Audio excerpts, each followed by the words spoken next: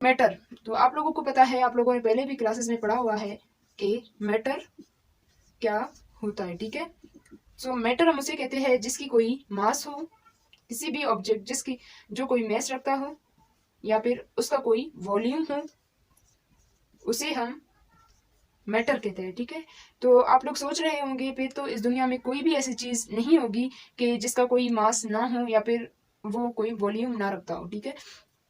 तो वो तमाम चीजें जिसका कोई मास हो या फिर कोई वॉल्यूम हो वो मैटर है। इसी तरह मैटर को फर्दर 3 ब्रांचेस में डिवाइड कर दिया जाता है। 3 स्टेट्स है इसके, जिसको हम बड़े ही मशहूर स्टेट्स है, जिसको हम सॉलिड, लिक्विड एंड गैस कहते हैं, ठीक है। तो सॉलिड क्या है हमारे पास, आप लोग देख सकते हो, ये हमारे पास एक मार्कर है जो कि इस वक्त एक ऐसे फॉर्म में मौजूद है जो ना ही कंप्रेसिबल है और ना ही अपना वॉल्यूम चेंज कर सकता है। तो उन चीज़ों को हम सॉलिड कहते हैं, ठीक है। यानी कि वो लिक्विड के फॉर्म में ना हो, जो लिक्विड की तरह फ्लो ना कर सके और गैस की तरह ना ही कंप्रेसिबल हो और ना ही फ्लो कर सके, तो उन चीज़ों को हम सॉलिड के ब्रांच में रखते हैं, ठीक है। उसके बाद जो लिक्विड हमारे पास होता है वो क्या कर सकता है, which has ability to flow, ठीक है, जो जो फ्लो कर सकता है और जो हम कहते हैं लिक्विड। और लास्ट वन है हमारे पास गैस। गैस हमारे पास वो है जो कि ना पानी के फॉर्म में हो और ना ही इस तरह सॉलिड फॉर्म में हो, यानी कि जो आप लोगों ने सुना होगा ऑक्सीजन, नाइट्रोजन, हाइड्रोजन, तो ये चीज़ें हमारे पास क्या है, इन्हें हम गैस कहते हैं, ठीक है। ये हो गई डेफिनेशन अबाउट मैटर। तो स्टूडेंट्स, दूसरा है हमारे पास एनर्जी। आप लोग जानते हैं, ये जो मेरी आवाज़ है जो आप लोगों तक पहुंच रही है, इसकी ना कोई वॉल्यूम है और ना ही इसका कोई मास है, तो ये तो मैटर नहीं हुआ ना, तो इसे हम कहते हैं एनर्जी। तो साउंड हमारे पास एनर्जी हुआ। इसके बाद हीट जो आप लोगों तक पहुंच रही है सूरज से, वो हमारे पास क्या है, वो भी एनर्जी है, जिसकी ना कोई मास होती है और ना ही कोई वॉल्यूम होती है, तो वो भी हमारे पास एक एनर्जी है। और इसके अलावा लाइट, लाइट भी हमारे पास क्या है, एनर्जी है। तो स्टूडेंट्स, मैटर और एनर्जी यानी कि फिजिक्स में हम इस दुनिया में, इस कायनात में मौजूद किसी भी चीज़ को नहीं छोड़ते, सबको स्टडी करते हैं। तो स्टडी अबाउट नेचर, यानी नेचर में जितने भी चीज़ें मौजूद हैं उन सबको स्टडी करना फिजिक्स कहलाता है, ठीक है।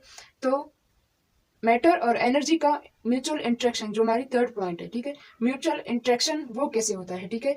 आप लोगों ने सुना होगा एटॉमिक बॉम्ब के बारे में।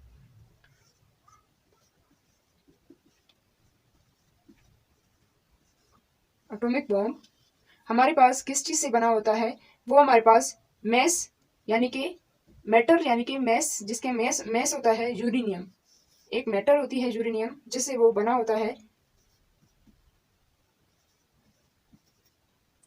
यूरेनियम से बनता है और जब वो, जिसकी एक्सप्लोजन के बाद हीट प्रोड्यूस होती है, और इसे हम कहते हैं mutual interaction of matter and energy, और इस स्टडी को हम कहते हैं फिजिक्स। तो ये है स्टूडेंट्स हमारे पास फिजिक्स की दूसरी डेफिनेशन। अच्छा स्टूडेंट्स, अब हम पढ़ेंगे स्कोप ऑफ फिजिक्स, यानी कि फिजिक्स की लिमिट, फिजिक्स की हैसियत, ठीक है। तो यहाँ पे मैं लिख लेती हूँ इसकी मीनिंग, लिमिट ऑफ फिजिक्स,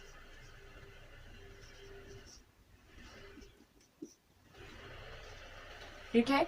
तो limit of physics, limit of physics यानी कि स्कोप ऑफ फिजिक्स को 2 पार्ट्स में डिवाइड कर दिया गया है। एक को हम कहते हैं मैक्रो फिजिक्स और दूसरे को हम कहते हैं कि माइक्रो फिजिक्स, ठीक है। तो मैक्रो की मीनिंग ही आप लोग जानते हैं, इसकी मीनिंग के, इसकी मीनिंग है बिग थिंग्स। तो इसकी डेफिनेशन मैं यूं लिख सकती हूँ, the physics of big objects, ठीक है। तो ये इसकी डेफिनेशन हुई मैक्रो फिजिक्स की। इसके अलावा मैक्रो फिजिक्स को हम क्लासिकल फिजिक्स भी कहते हैं। जैसे कि आप लोगों ने सुना होगा कि क्लासिकल सॉन्ग्स यानी कि पुराने सॉन्ग्स, इसी तरह पुराने फिजिक्स को हम क्लासिकल फिजिक्स कहते हैं। The physics up to the end of 19th century, यानी 19th सेंचुरी तक जो फिजिक्स था हमारे पास, उसको हमने क्लासिकल फिजिक्स का नाम दिया।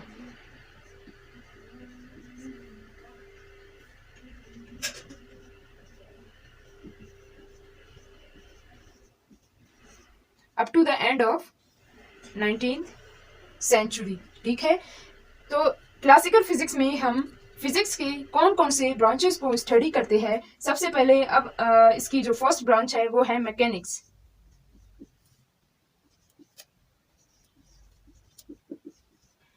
ठीक है, तो मैकेनिक्स है फिजिक्स की वो ब्रांच जिसमें हम लॉज ऑफ मोशन के बारे में स्टडी करते हैं और लॉज ऑफ ग्रेविटेशन के बारे में स्टडी करते हैं। मैं यहाँ पे लिख रही हूँ लॉज ऑफ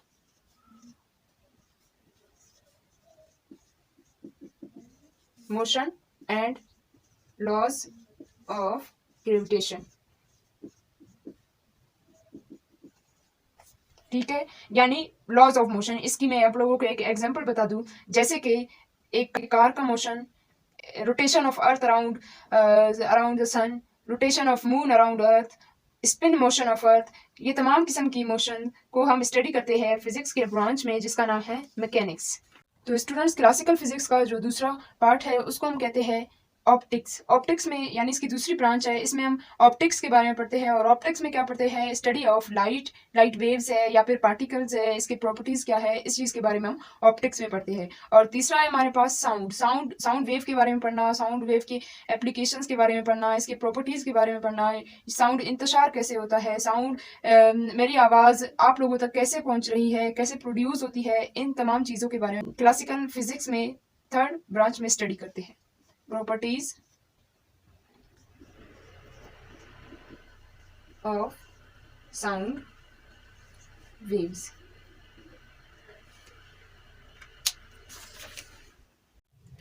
अच्छा स्टूडेंट्स, उसके बाद हम क्लासिकल फिजिक्स के फोर्थ ब्रांच को पढ़ते हैं जिसमें हम पढ़ते हैं इलेक्ट्रोमैग्नेटिज्म के बारे में। यानी कि इलेक्ट्रो के मीनिंग क्या है, इलेक्ट्रिसिटी, और मैग्नेटिज्म मीन मैग्नेट। ठीक है, तो इसमें हम इलेक्ट्रिसिटी और मैग्नेट के बारे में पढ़ते हैं, मैग्नेटिक प्रॉपर्टीज के बारे में पढ़ते हैं, और इलेक्ट्रिसिटी यानी कि चार्ज के बारे में, charge at rest, charge at moving with velocity, उस चीज़ के बारे में पढ़ते हैं। तो उस ब्रांच को हम कहते हैं इलेक्ट्रोमैग्नेटिज्म, जिसमें हम पढ़ते हैं इलेक्ट्रिसिटी एंड मैग्नेटिज्म।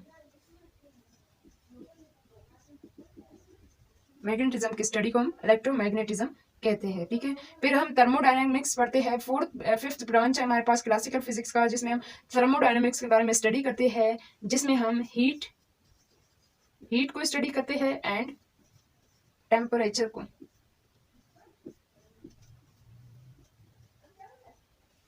ठीक है, तो ये हुआ हमारे पास क्लासिकल फिजिक्स। क्लासिकल फिजिक्स में हम इन ब्रांचेस को फिजिक्स के डील करते हैं। ठीक है, अच्छा तो स्टूडेंट्स, अब हम पढ़ेंगे फिजिक्स की दूसरी स्कोप जिसको हम कहते हैं micro physics.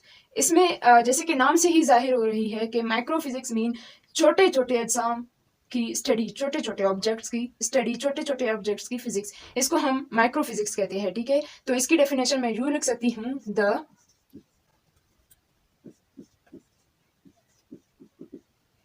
Of to small objects. और माइक्रो फिजिक्स को हम एक और नाम भी कह सकते हैं कि इसको हम मॉडर्न फिजिक्स भी कहते हैं। मॉडर्न फिजिक्स भी इसको हम कह सकते हैं और क्वांटम फिजिक्स भी इसको हम कह सकते हैं।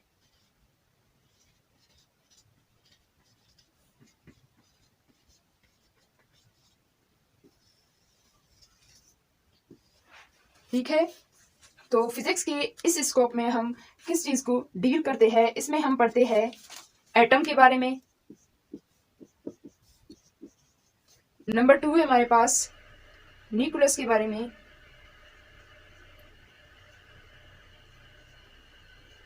और नंबर 3 है हमारे पास एक्स रेज के बारे में और सेमीकंडक्टर्स के बारे में।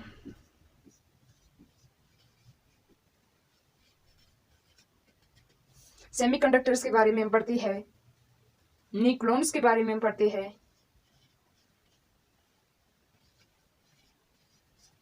ठीक है, तो फिजिक्स की ये स्कोप हमें इन चीजों के स्टडी के बारे में आगाह करता है। ठीक है, तो ये हुआ हमारे पास स्कोप ऑफ फिजिक्स। अब हम आगे पढ़ेंगे। तो अब हम पढ़ेंगे बेसिक प्रिंसिपल्स ऑफ फिजिक्स। ठीक है, उसमें हमारे पास आप लोगों को बोर्ड पर नजर आ रही है कि दो चीजें हैं, जिसमें से पहला है यूनिफिकेशन और दूसरा है रिडक्शन। ठीक है, तो यूनिफिकेशन, यूनि की मीनिंग क्या है? सिंगल। तो यानी कि फिजिक्स में जितने भी लॉज है, जितने भी कॉन्सेप्ट्स है, उन सबको डिस्क्राइब करना ओनली वन लॉ से, उसे हम कहते हैं यूनिफिकेशन। ठीक है, तो यहाँ पे मैंने इसकी डेफिनेशन भी लिखी है, describing all the laws of physics by only one law is called unification. ठीक है, इसकी एग्जांपल मैं आप लोगों को बता दूं। For example, falling of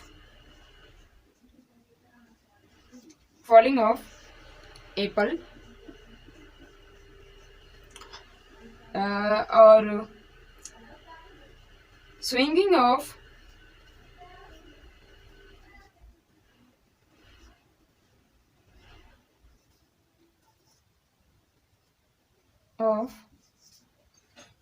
pendulum,